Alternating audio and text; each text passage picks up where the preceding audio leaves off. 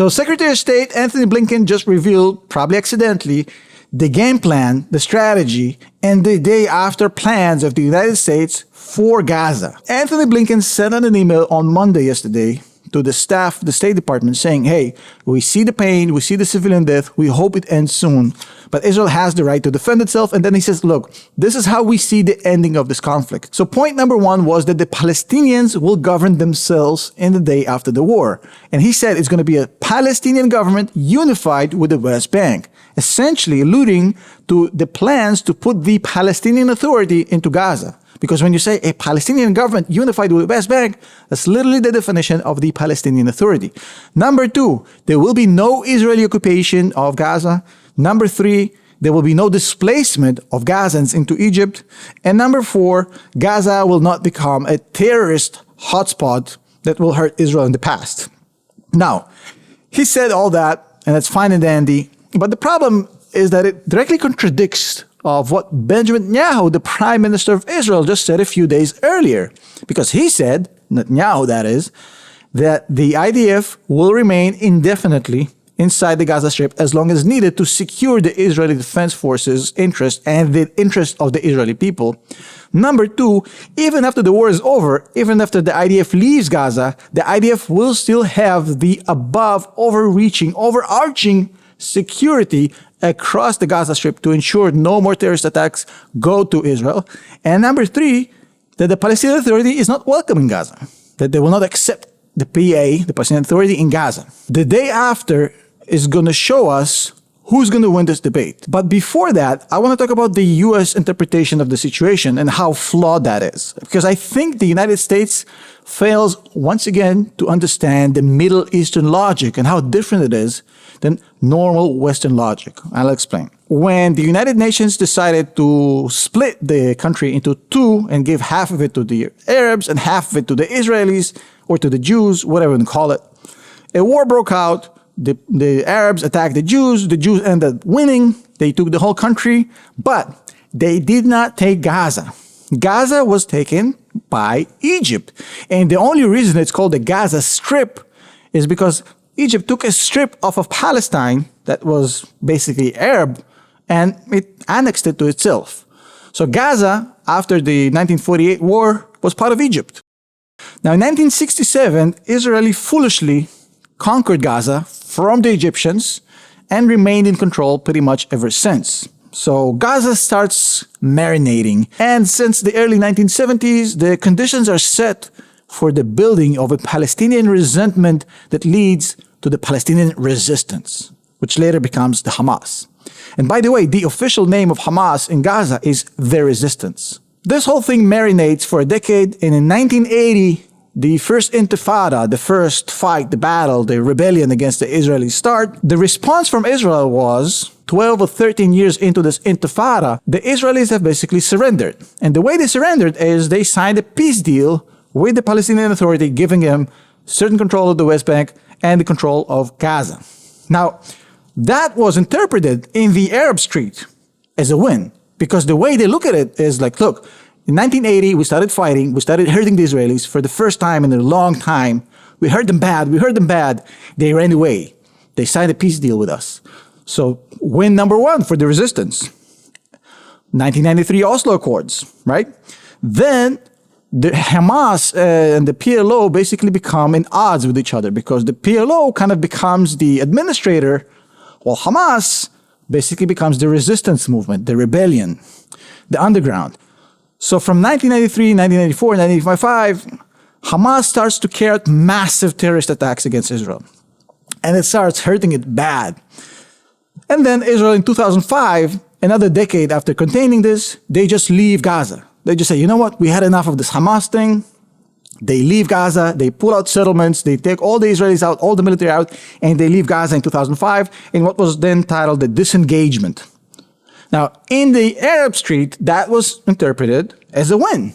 Definitely in Gaza, people were saying, well, look, we fought them again, and they ran away again. So we win again. The resistance is winning. And that is why in 2005, when Israel disengaged from Gaza, the first thing the Gazans did, kick out the Palestinian Authority and appoint Hamas as the government in a free election.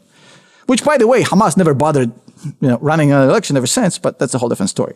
Then in 2006, they abducted an Israeli soldier, for which they got 1,000 prisoners in an exchange, which was another win for the resistance. And then they had 2 wars with Israel in 2008 and 2014, which both were survived. Hamas was not destroyed in 2008. It was not destroyed in 2014. And Hamas survived both wars. So by 2014, Hamas have created so much cachet for themselves that they've become, a quite reputable and supported organization, which people look up to because they look at it and say, well, these guys, they fight Israel and they keep winning. Israel, all the way from 1948 to 2023, has completely misunderstood Hamas and have made every single possible mistake, starting from the Oslo agreements, then to the disengagement, not finishing off Hamas multiple times, giving them 1,000 prisoners for one guy. All of this strengthened Hamas, and they've built up a monster. Now, these so far have been the mistakes of Israel. And I think after October 7th, the Israelis understand these mistakes, and they've basically realized, wait, we've been approaching this whole problem from a completely wrong perspective. They understand this, and they launch an all-out war to destroy Hamas, because now they understand what needs to be done. There's nothing less. It's a zero-sum game. The Israelis see this as an existential war. They must destroy Hamas. Nothing less will be accepted. So right now, what you're hearing from the Arab Street in Gaza is talks of a Nakba 2.0. Nakba means a huge disaster. When the Palestinians left their homes in 1948 because of the war that they launched against the Israelis, that was called the Nakba. Now they're talking about a second Nakba. So in the Palestinian Gazan logic, this is the first time the Palestinians in Gaza have taken a loss. This is the first time that in their mind, Hamas have given them a loss.